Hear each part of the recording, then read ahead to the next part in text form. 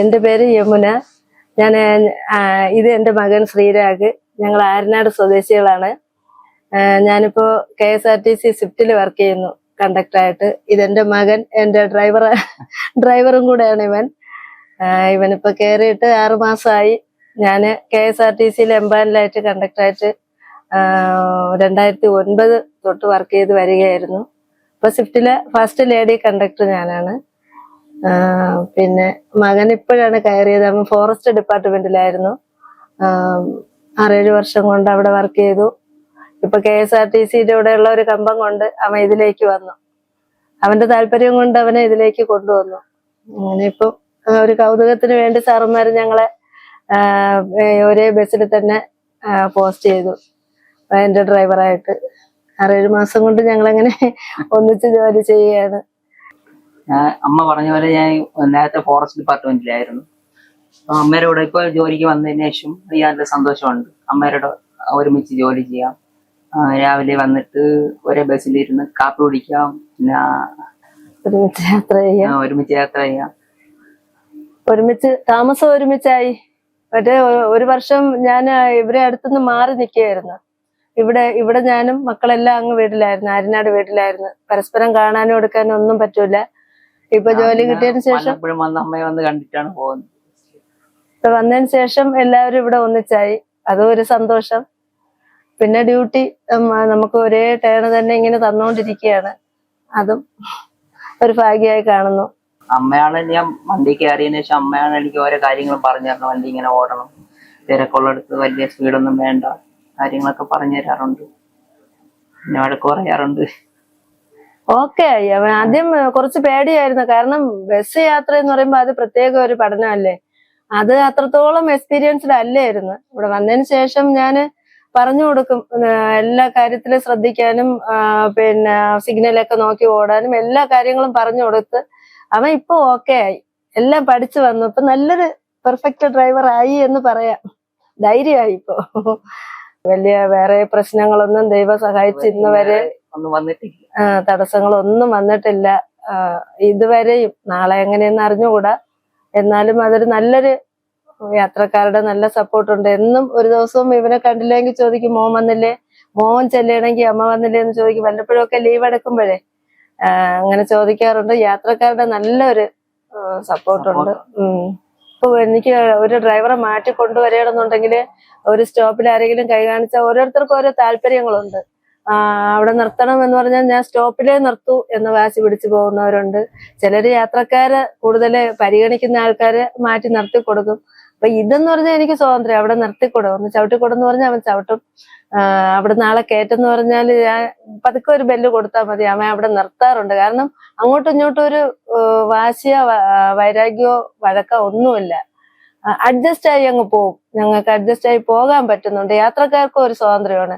അമ്മയുടെ പറഞ്ഞാലും കേൾക്കും, മകന്റെ കൂടെ പറഞ്ഞാലും കേൾക്കും. അപ്പൊ അങ്ങനെ ഒരു സ്വാതന്ത്ര്യം.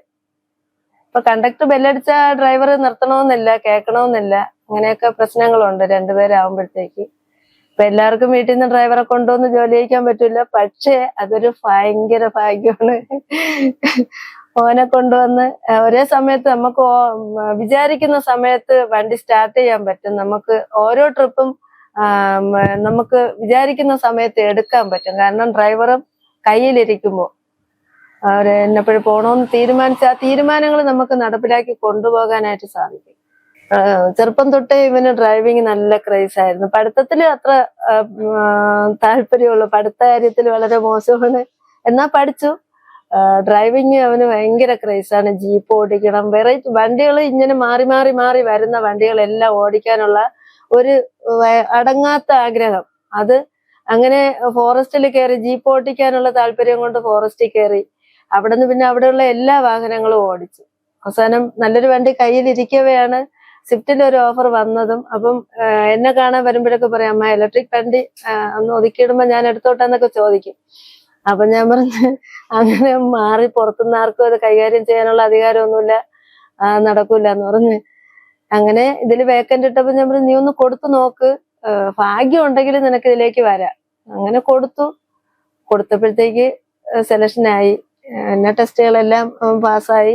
എങ്ങനെയോ പിന്നെ ഇവ സെലക്ഷൻ ആയപ്പോ ഞാന് സ്വിഫ്റ്റിന്റെ സാറിനോട് ഞാൻ വിളിച്ച് പറഞ്ഞു, നിസ്ത സാറിനോട്, സാറ് ഇങ്ങനെ എന്റെ മോന് സെലക്ഷനായി, സാറാണ് പോസ്റ്റിങ്ങിന്റെ എല്ലാം നോക്കുന്നത്, സാറൊന്ന് മോനെ സിറ്റി ഡിപ്പോയിൽ തന്നെ കയറ്റി വിടുമെന്ന് ചോദിച്ചു. അപ്പൊ സാറ് പറഞ്ഞു, അയ്യോ അതൊന്നും പറ്റൂല, അമ്മയും മോനെയൊന്നും ഒരേ ഡിപ്പോയിലൊന്നും കയറ്റി വിടാൻ പറ്റൂല, അങ്ങനെയാണെങ്കിൽ മോൻ വന്നിട്ടുണ്ടെങ്കിൽ ആയിക്കോട്ടെ, അവന് അങ്ങ് കാസർഗോഡ് അയക്കാന്ന് പറഞ്ഞു.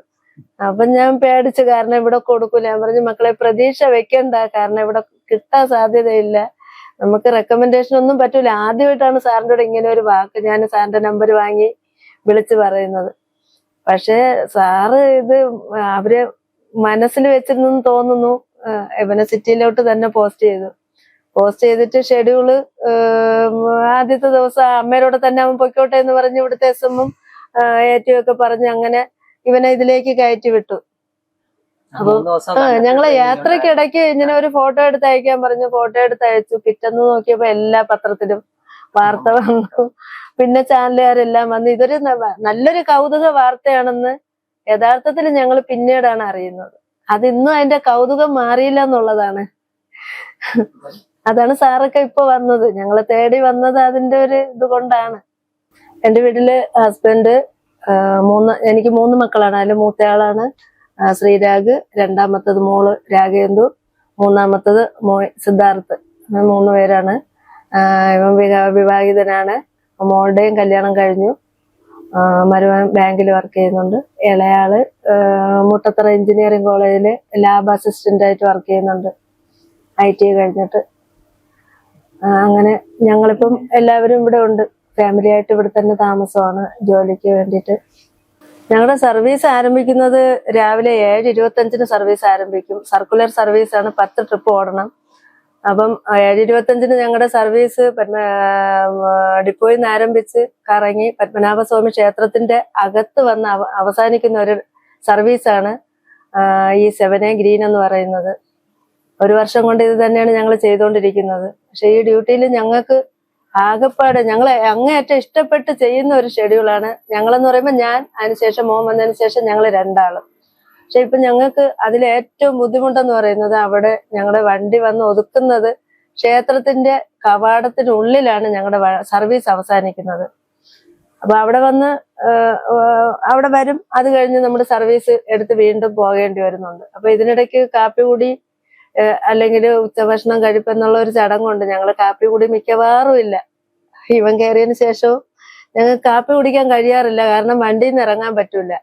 ഈ വണ്ടി ക്രോസ് ചെയ്ത് ഡിപ്പോയ്ക്കകത്ത് കയറാനായിട്ട് ഞങ്ങൾക്ക് അതിനുള്ള സമയമില്ല. അപ്പം ഇതിനകത്ത് കൊണ്ടുവന്ന് നിർത്താനെന്ന് പറഞ്ഞാൽ പാർക്കിങ്ങിന് സമയമില്ല.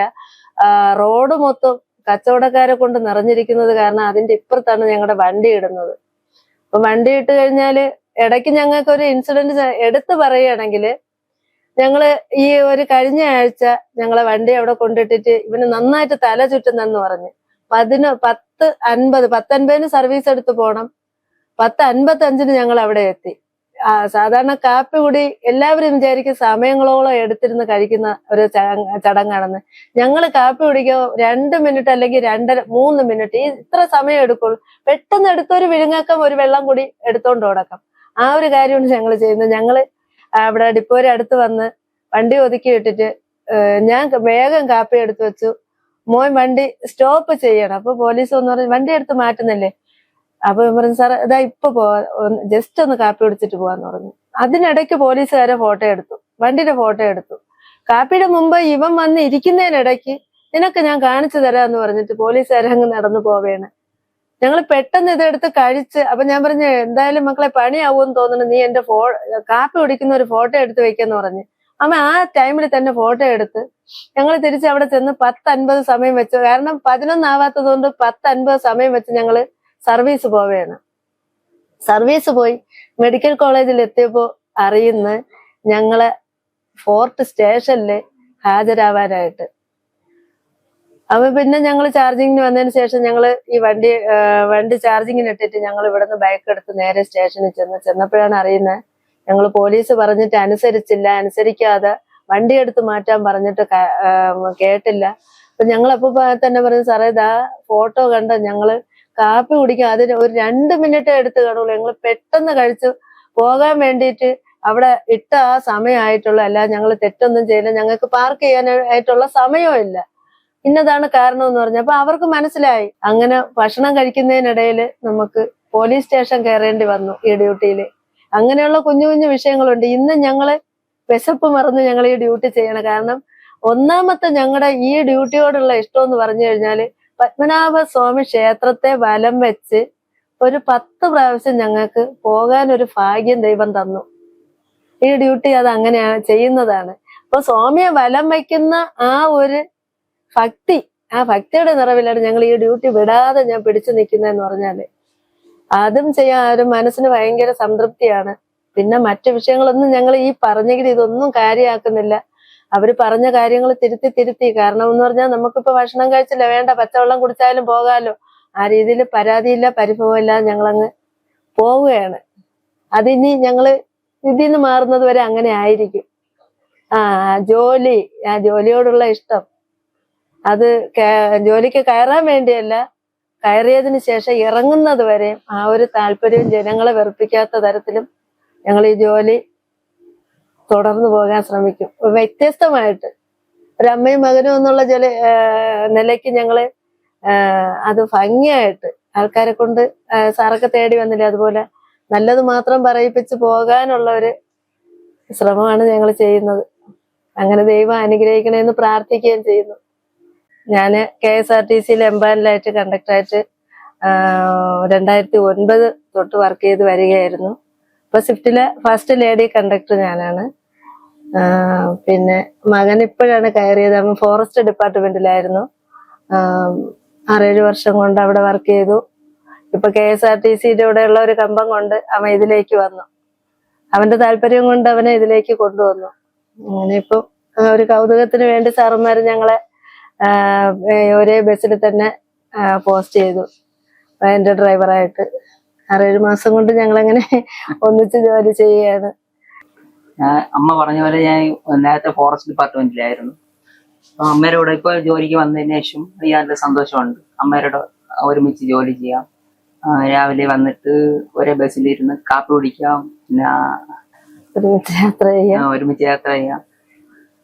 ഒരുമിച്ച് താമസം ഒരുമിച്ചായി. മറ്റേ ഒരു വർഷം ഞാൻ ഇവരെ അടുത്തുനിന്ന് മാറി നിൽക്കുകയായിരുന്നു. ഇവിടെ ഞാനും മക്കളെല്ലാം അങ്ങ് വീട്ടിലായിരുന്നു, ആര്യനാട് വീട്ടിലായിരുന്നു. പരസ്പരം കാണാനും എടുക്കാനും ഒന്നും പറ്റൂല. ഇപ്പൊ ജോലി കിട്ടിയതിന് ശേഷം അമ്മയെ വന്ന് കണ്ടിട്ടാണ് പോകുന്നത്. ഇപ്പൊ വന്നതിന് ശേഷം എല്ലാവരും ഇവിടെ ഒന്നിച്ചായി, അതും ഒരു സന്തോഷം. പിന്നെ ഡ്യൂട്ടി നമുക്ക് ഒരേ ടേൺ തന്നെ ഇങ്ങനെ തന്നുകൊണ്ടിരിക്കുകയാണ്, അതും ഒരു ഭാഗ്യമായി കാണുന്നു. അമ്മയാണ് ഞാൻ വണ്ടി കയറിയതിനു ശേഷം അമ്മയാണ് എനിക്ക് ഓരോ കാര്യങ്ങളും പറഞ്ഞു തരണം. വണ്ടി ഇങ്ങനെ ഓടണം, തിരക്കുള്ളടത്ത് വലിയ സ്പീഡൊന്നും വേണ്ട, കാര്യങ്ങളൊക്കെ പറഞ്ഞു തരാറുണ്ട്, പിന്നെ വഴക്ക് പറയാറുണ്ട്. ഓക്കെ ആയി. അവൻ ആദ്യം കുറച്ച് പേടിയായിരുന്നു. കാരണം ബസ് യാത്ര എന്ന് പറയുമ്പോ അത് പ്രത്യേക ഒരു പഠനമല്ലേ, അത് അത്രത്തോളം എക്സ്പീരിയൻസ്ഡ് അല്ലായിരുന്നു. ഇവിടെ വന്നതിന് ശേഷം ഞാൻ പറഞ്ഞു കൊടുക്കും, എല്ലാ കാര്യത്തിലും ശ്രദ്ധിക്കാനും പിന്നെ സിഗ്നലൊക്കെ നോക്കി ഓടാനും എല്ലാ കാര്യങ്ങളും പറഞ്ഞു കൊടുത്ത് അവൻ ഇപ്പൊ ഓക്കെ ആയി, എല്ലാം പഠിച്ചു വന്നു. ഇപ്പൊ നല്ലൊരു പെർഫെക്റ്റ് ഡ്രൈവർ ആയി എന്ന് പറയാം, ധൈര്യമായി ഇപ്പൊ. വലിയ വേറെ പ്രശ്നങ്ങളൊന്നും ദൈവം സഹായിച്ച് ഇന്ന് വരെ തടസ്സങ്ങളൊന്നും വന്നിട്ടില്ല ഇതുവരെയും. നാളെ എങ്ങനെയെന്ന് അറിഞ്ഞുകൂടാ, എന്നാലും അതൊരു നല്ലൊരു യാത്രക്കാരുടെ നല്ല സപ്പോർട്ടുണ്ട്. എന്നും ഒരു ദിവസവും ഇവനെ കണ്ടില്ലെങ്കിൽ ചോദിക്കും, മോൻ വന്നില്ലേ, മോൻ ചെല്ലണമെങ്കിൽ അമ്മ വന്നില്ലേ എന്ന് ചോദിക്കും. വല്ലപ്പോഴൊക്കെ ലീവ് എടുക്കുമ്പോഴേ അങ്ങനെ ചോദിക്കാറുണ്ട്. യാത്രക്കാരുടെ നല്ലൊരു സപ്പോർട്ടുണ്ട്. ഇപ്പൊ എനിക്ക് ഒരു ഡ്രൈവറെ മാറ്റി കൊണ്ടുവരണമെന്നുണ്ടെങ്കിൽ ഒരു സ്റ്റോപ്പിൽ ആരെങ്കിലും കൈ കാണിച്ചാൽ ഓരോരുത്തർക്കും ഓരോ താല്പര്യങ്ങളുണ്ട്. അവിടെ നിർത്തണം എന്ന് പറഞ്ഞാൽ ഞാൻ സ്റ്റോപ്പിലേ നിർത്തൂ എന്ന് വാശി പിടിച്ചു പോകുന്നവരുണ്ട്. ചിലര് യാത്രക്കാരെ കൂടുതൽ പരിഗണിക്കുന്ന ആൾക്കാരെ മാറ്റി നിർത്തി കൊടുക്കും. അപ്പൊ ഇതെന്ന് പറഞ്ഞാൽ എനിക്ക് സ്വാതന്ത്ര്യം, അവിടെ നിർത്തിക്കൂടും, ഒന്ന് ചവിട്ടിക്കൂടെന്ന് പറഞ്ഞാൽ അവൻ ചവിട്ടും. അവിടെ നാളെ കയറ്റെന്ന് പറഞ്ഞാൽ ഞാൻ പതുക്കെ ഒരു ബെല്ല് കൊടുത്താൽ മതി, അവൻ അവിടെ നിർത്താറുണ്ട്. കാരണം അങ്ങോട്ടും ഇങ്ങോട്ടും ഒരു വാശിയോ വൈരാഗ്യമോ വഴക്കോ ഒന്നുമില്ല, അഡ്ജസ്റ്റ് ആയി അങ്ങ് പോകും. ഞങ്ങൾക്ക് അഡ്ജസ്റ്റ് ആയി പോകാൻ പറ്റുന്നുണ്ട്. യാത്രക്കാർക്കും ഒരു സ്വാതന്ത്ര്യമാണ്. അമ്മയുടെ പറഞ്ഞാലും കേൾക്കും, മകന്റെ കൂടെ പറഞ്ഞാലും കേൾക്കും. അപ്പൊ അങ്ങനെ ഒരു സ്വാതന്ത്ര്യം. ഇപ്പൊ കണ്ടക്ടർ ബെല്ലടിച്ച ഡ്രൈവർ നിർത്തണമെന്നില്ല, കേൾക്കണമെന്നില്ല, അങ്ങനെയൊക്കെ പ്രശ്നങ്ങളുണ്ട് രണ്ടുപേരാകുമ്പോഴത്തേക്ക്. ഇപ്പൊ എല്ലാവർക്കും വീട്ടിൽ നിന്ന് ഡ്രൈവറെ കൊണ്ടുവന്ന് ജോലി ചെയ്യിക്കാൻ പറ്റൂല, പക്ഷേ അതൊരു ഭയങ്കര ഭാഗ്യമാണ്. മോനെ കൊണ്ടുവന്ന് ഒരേ സമയത്ത് നമുക്ക് വിചാരിക്കുന്ന സമയത്ത് വണ്ടി സ്റ്റാർട്ട് ചെയ്യാൻ പറ്റും. നമുക്ക് ഓരോ ട്രിപ്പും നമുക്ക് വിചാരിക്കുന്ന സമയത്ത് എടുക്കാൻ പറ്റും. കാരണം ഡ്രൈവറും കയ്യിലിരിക്കുമ്പോൾ അവര് എന്നെപ്പോഴും പോണോന്ന് തീരുമാനിച്ച ആ തീരുമാനങ്ങൾ നമുക്ക് നടപ്പിലാക്കി കൊണ്ടുപോകാനായിട്ട് സാധിക്കും. ചെറുപ്പം തൊട്ടേ ഇവന് ഡ്രൈവിങ് നല്ല ക്രേസ് ആയിരുന്നു. പഠിത്തത്തില് അത്ര താല്പര്യമുള്ളൂ, പഠിത്ത കാര്യത്തിൽ വളരെ മോശമാണ്. എന്നാ പഠിച്ചു. ഡ്രൈവിങ് അവന് ഭയങ്കര ക്രേസാണ്. ജീപ്പ് ഓടിക്കണം, വെറൈറ്റി വണ്ടികൾ ഇങ്ങനെ മാറി മാറി മാറി വരുന്ന വണ്ടികളെല്ലാം ഓടിക്കാനുള്ള ഒരു അടങ്ങാത്ത ആഗ്രഹം. അത് അങ്ങനെ ഫോറസ്റ്റിൽ കയറി ജീപ്പ് ഓടിക്കാനുള്ള താല്പര്യം കൊണ്ട് ഫോറസ്റ്റിൽ കയറി. അവിടെ നിന്ന് പിന്നെ അവിടെയുള്ള എല്ലാ വാഹനങ്ങളും ഓടിച്ചു. അവസാനം നല്ലൊരു വണ്ടി കയ്യിലിരിക്കവെയാണ് സ്വിഫ്റ്റിൽ ഒരു ഓഫർ വന്നതും. അപ്പം എന്നെ കാണാൻ വരുമ്പോഴൊക്കെ പറയാം, അമ്മ ഇലക്ട്രിക് വണ്ടി ഒന്ന് ഒതുക്കിയിടുമ്പോ ഞാൻ എടുത്തോട്ടെന്നൊക്കെ ചോദിക്കും. അപ്പൊ ഞാൻ പറഞ്ഞ് അങ്ങനെ മാറി പുറത്തുനിന്ന് ആർക്കും അത് കൈകാര്യം ചെയ്യാനുള്ള അധികാരമൊന്നുമില്ല, നടക്കൂല എന്ന് പറഞ്ഞ്. അങ്ങനെ ഇതില് വേക്കന്റ് ഇട്ടപ്പോ ഞാൻ പറഞ്ഞു, നീ ഒന്ന് കൊടുത്തു നോക്ക്, ഭാഗ്യം ഉണ്ടെങ്കിൽ നിനക്ക് ഇതിലേക്ക് വരാം. അങ്ങനെ കൊടുത്തപ്പോഴത്തേക്ക് സെലക്ഷനായി. എന്നെ ടെസ്റ്റുകളെല്ലാം പാസ്സായി. എങ്ങനെയോ പിന്നെ ഇവ സെലക്ഷൻ ആയപ്പോ ഞാന് സ്വിഫ്റ്റിന്റെ സാറിനോട് ഞാൻ വിളിച്ചു പറഞ്ഞു, നിസ്ത സാറിനോട്, സാറ് ഇങ്ങനെ എന്റെ മോന് സെലക്ഷനായി, സാറാണ് പോസ്റ്റിങ്ങിന്റെ എല്ലാം നോക്കുന്നത്, സാറൊന്ന് മോനെ സിറ്റി ഡിപ്പോയിൽ തന്നെ കയറ്റി വിടുമെന്ന് ചോദിച്ചു. അപ്പൊ സാറ് പറഞ്ഞു, അയ്യോ അതൊന്നും പറ്റൂല, അമ്മയും മോനെയൊന്നും ഒരേ ഡിപ്പോയിലൊന്നും കയറ്റി വിടാൻ പറ്റൂല. അങ്ങനെയാണെങ്കിൽ മോൻ വന്നിട്ടുണ്ടെങ്കിൽ ആയിക്കോട്ടെ, അവന് അങ്ങ് കാസർഗോഡ് അയക്കാന്ന് പറഞ്ഞു. അപ്പൊ ഞാൻ പേടിച്ചു, കാരണം ഇവിടെ കൊടുക്കൂല. ഞാൻ പറഞ്ഞു, മക്കളെ പ്രതീക്ഷ വെക്കണ്ട, കാരണം ഇവിടെ കിട്ടാൻ സാധ്യതയില്ല, നമുക്ക് റെക്കമെൻഡേഷൻ ഒന്നും പറ്റൂല. ആദ്യമായിട്ടാണ് സാറിൻ്റെ കൂടെ ഇങ്ങനെ ഒരു വാക്ക് ഞാൻ സാറിന്റെ നമ്പർ വാങ്ങി വിളിച്ചു പറയുന്നത്. പക്ഷെ സാറ് ഇത് അവര് മനസ്സിൽ വെച്ചിരുന്നെന്ന് തോന്നുന്നു. ഇവനെ സിറ്റിയിലോട്ട് തന്നെ പോസ്റ്റ് ചെയ്തിട്ട് ഷെഡ്യൂള് ആദ്യത്തെ ദിവസം അമ്മയോടെ തന്നെ അവൻ പൊയ്ക്കോട്ടെ എന്ന് പറഞ്ഞ് ഇവിടുത്തെ എസ്എമ്മും ഏറ്റവും ഒക്കെ പറഞ്ഞ് അങ്ങനെ ഇവനെ ഇതിലേക്ക് കയറ്റി വിട്ടു. അപ്പൊ ഞങ്ങളെ യാത്രക്കിടയ്ക്ക് ഇങ്ങനെ ഒരു ഫോട്ടോ എടുത്ത് അയക്കാൻ പറഞ്ഞു. ഫോട്ടോ എടുത്ത് അയച്ചു. പിറ്റേന്ന് നോക്കിയപ്പോ എല്ലാ പത്രത്തിലും വാർത്ത വന്നു. പിന്നെ ചാനലുകാരെല്ലാം വന്നു. ഇതൊരു നല്ലൊരു കൗതുക വാർത്തയാണെന്ന് യഥാർത്ഥത്തിൽ ഞങ്ങൾ പിന്നീടാണ് അറിയുന്നത്. അതിന്നും അതിന്റെ കൗതുകം മാറിയില്ല എന്നുള്ളതാണ്. അതാണ് സാറൊക്കെ ഇപ്പൊ വന്നത്, ഞങ്ങളെ തേടി വന്നത് അതിന്റെ ഒരു ഇത് കൊണ്ടാണ്. എന്റെ വീട്ടില് ഹസ്ബൻഡ്, എനിക്ക് 3 മക്കളാണ്. അതിൽ മൂത്തയാളാണ് ശ്രീരാഗ്, രണ്ടാമത്തത് മോള് രാഗേന്ദു, മൂന്നാമത്തത് സിദ്ധാർത്ഥ്. 3 പേരാണ്. ഇവൻ വിവാഹിതനാണ്. മോളുടെയും കല്യാണം കഴിഞ്ഞു. മരുമകൻ ബാങ്കിൽ വർക്ക് ചെയ്യുന്നുണ്ട്. ഇളയാള് മുട്ടത്തറ എഞ്ചിനീയറിംഗ് കോളേജില് ലാബ് അസിസ്റ്റന്റ് ആയിട്ട് വർക്ക് ചെയ്യുന്നുണ്ട്, IT കഴിഞ്ഞിട്ട്. അങ്ങനെ ഞങ്ങളിപ്പം എല്ലാവരും ഇവിടെ ഉണ്ട്. ഫാമിലി ആയിട്ട് ഇവിടെ തന്നെ താമസമാണ്, ജോലിക്ക് വേണ്ടിയിട്ട്. ഞങ്ങളുടെ സർവീസ് ആരംഭിക്കുന്നത് രാവിലെ 7:25 സർവീസ് ആരംഭിക്കും. സർക്കുലർ സർവീസാണ്, 10 ട്രിപ്പ് ഓടണം. അപ്പം 7:25 ഞങ്ങളുടെ സർവീസ് ഡിപ്പോയിൽ നിന്ന് ആരംഭിച്ച് കറങ്ങി പത്മനാഭസ്വാമി ക്ഷേത്രത്തിന്റെ അകത്ത് വന്ന് അവസാനിക്കുന്ന ഒരു സർവീസാണ് ഈ 7A ഗ്രീൻ എന്ന് പറയുന്നത്. 1 വർഷം കൊണ്ട് ഇത് തന്നെയാണ് ഞങ്ങൾ ചെയ്തുകൊണ്ടിരിക്കുന്നത്. പക്ഷെ ഈ ഡ്യൂട്ടിയിൽ ഞങ്ങൾക്ക് ആകെപ്പാട് ഞങ്ങളെ അങ്ങേയറ്റം ഇഷ്ടപ്പെട്ട് ചെയ്യുന്ന ഒരു ഷെഡ്യൂളാണ്. ഞങ്ങളെന്ന് പറയുമ്പോൾ ഞാൻ, അതിനുശേഷം മോൻ വന്നതിന് ശേഷം ഞങ്ങൾ 2 ആളും. പക്ഷെ ഇപ്പൊ ഞങ്ങൾക്ക് അതിലേറ്റവും ബുദ്ധിമുട്ടെന്ന് പറയുന്നത് അവിടെ ഞങ്ങളുടെ വണ്ടി വന്ന് ഒതുക്കുന്നത് ക്ഷേത്രത്തിന്റെ കവാടത്തിനുള്ളിലാണ് ഞങ്ങളുടെ സർവീസ് അവസാനിക്കുന്നത്. അപ്പൊ അവിടെ വന്ന് അവിടെ വരും. അത് കഴിഞ്ഞ് നമ്മുടെ സർവീസ് എടുത്ത് വീണ്ടും പോകേണ്ടി വരുന്നുണ്ട്. അപ്പൊ ഇതിനിടയ്ക്ക് കാപ്പി കൂടി അല്ലെങ്കിൽ ഉച്ചഭക്ഷണം കഴിപ്പെന്നുള്ള ഒരു ചടങ്ങുണ്ട്. ഞങ്ങൾ കാപ്പി കൂടി മിക്കവാറും ഇല്ല. ഇവൻ കയറിയതിന് ശേഷവും ഞങ്ങൾക്ക് കാപ്പി കുടിക്കാൻ കഴിയാറില്ല, കാരണം വണ്ടിയിൽ നിന്ന് ഇറങ്ങാൻ പറ്റൂല. ഈ വണ്ടി ക്രോസ് ചെയ്ത് ഡിപ്പോയ്ക്കകത്ത് കയറാനായിട്ട് ഞങ്ങൾക്ക് അതിനുള്ള സമയമില്ല. അപ്പം ഇതിനകത്ത് കൊണ്ടുവന്ന് നിർത്താനെന്ന് പറഞ്ഞാൽ പാർക്കിങ്ങിന് സമയമില്ല. റോഡ് മൊത്തം കച്ചവടക്കാരെ കൊണ്ട് നിറഞ്ഞിരിക്കുന്നത് കാരണം അതിന്റെ ഇപ്പുറത്താണ് ഞങ്ങളുടെ വണ്ടി ഇടുന്നത്. അപ്പൊ വണ്ടി ഇട്ട് കഴിഞ്ഞാല് ഇടയ്ക്ക് ഞങ്ങൾക്ക് ഒരു ഇൻസിഡന്റ് എടുത്തു പറയുകയാണെങ്കിൽ, ഞങ്ങള് ഈ ഒരു കഴിഞ്ഞ ആഴ്ച ഞങ്ങളെ വണ്ടി അവിടെ കൊണ്ടിട്ടിട്ട് ഇവന് നന്നായിട്ട് തല ചുറ്റുന്നെന്ന് പറഞ്ഞ് 10:50 സർവീസ് എടുത്ത് പോണം. 10:55 ഞങ്ങൾ അവിടെ എത്തി. സാധാരണ കാപ്പി കൂടി എല്ലാവരും വിചാരിക്കും സമയങ്ങളോളം എടുത്തിരുന്ന് കഴിക്കുന്ന ഒരു ചടങ്ങാണെന്ന്. ഞങ്ങൾ കാപ്പി കുടിക്കോ 2 മിനിറ്റ് അല്ലെങ്കിൽ 2.5-3 മിനിറ്റ്, ഇത്ര സമയം എടുക്കുള്ളൂ. പെട്ടെന്ന് എടുത്തൊരു വിഴുങ്ങക്കം, ഒരു വെള്ളം കൂടി എടുത്തോണ്ട് ഓടക്കം. ആ ഒരു കാര്യമാണ് ഞങ്ങൾ ചെയ്യുന്നത്. ഞങ്ങള് അവിടെ ഡിപ്പോയുടെ അടുത്ത് വന്ന് വണ്ടി ഒതുക്കി ഇട്ടിട്ട് ഞാൻ വേഗം കാപ്പി എടുത്തു വെച്ചു. മോൻ വണ്ടി സ്റ്റോപ്പ് ചെയ്യണം. അപ്പൊ പോലീസ് ഒന്ന് പറഞ്ഞു വണ്ടി എടുത്ത് മാറ്റുന്നില്ലേ. അപ്പൊ പറഞ്ഞു സാർ ഇതാ ഇപ്പൊ പോവാ, ജസ്റ്റ് ഒന്ന് കാപ്പി കുടിച്ചിട്ട് പോവാന്ന് പറഞ്ഞു. അതിനിടയ്ക്ക് പോലീസുകാരെ ഫോട്ടോ എടുത്തു, വണ്ടിയുടെ ഫോട്ടോ എടുത്തു. കാപ്പിയുടെ മുമ്പ് ഇവൻ വന്ന് ഇരിക്കുന്നതിനിടയ്ക്ക് നിനക്ക് ഞാൻ കാണിച്ചു തരാന്ന് പറഞ്ഞിട്ട് പോലീസുകാരങ്ങ് നടന്നു പോവേണ്. ഞങ്ങൾ പെട്ടെന്ന് ഇതെടുത്ത് കഴിച്ച്, അപ്പൊ ഞാൻ പറഞ്ഞു എന്തായാലും മക്കളെ പണിയാവൂന്ന് തോന്നുന്നു, നീ എന്റെ കാപ്പി കുടിക്കുന്ന ഒരു ഫോട്ടോ എടുത്ത് വെക്കെന്ന് പറഞ്ഞു. അമ്മ ആ ടൈമിൽ തന്നെ ഫോട്ടോ എടുത്ത് ഞങ്ങൾ തിരിച്ച് അവിടെ ചെന്ന് 10:50 സമയം വെച്ചു. കാരണം 11 ആവാത്തത് കൊണ്ട് 10:50 സമയം വെച്ച് ഞങ്ങള് സർവീസ് പോവുകയാണ്. സർവീസ് പോയി മെഡിക്കൽ കോളേജിൽ എത്തിയപ്പോ അറിയുന്ന ഞങ്ങളെ ഫോർട്ട് സ്റ്റേഷനില് ഹാജരാവാനായിട്ട്.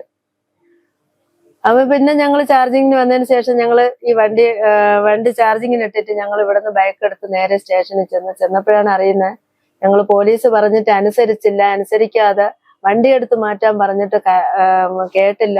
അപ്പൊ ഞങ്ങൾ അപ്പൊ തന്നെ പറഞ്ഞു സാറേ ഇതാ ഫോട്ടോ കണ്ട ഞങ്ങള് കാപ്പി കുടിക്കാൻ അതിന് ഒരു 2 മിനിറ്റ് എടുത്ത് കാണുള്ളൂ. ഞങ്ങൾ പെട്ടെന്ന് കഴിച്ചു പോകാൻ വേണ്ടിയിട്ട് അവിടെ ഇട്ട ആ സമയമായിട്ടുള്ളൂ. അല്ല ഞങ്ങൾ തെറ്റൊന്നും ചെയ്യില്ല, ഞങ്ങൾക്ക് പാർക്ക് ചെയ്യാനായിട്ടുള്ള സമയവും ഇല്ല, ഇന്നതാണ് കാരണം എന്ന് പറഞ്ഞു. അപ്പൊ അവർക്ക് മനസ്സിലായി. അങ്ങനെ ഭക്ഷണം കഴിക്കുന്നതിനിടയിൽ നമുക്ക് പോലീസ് സ്റ്റേഷൻ കയറേണ്ടി വന്നു ഈ ഡ്യൂട്ടിയില്.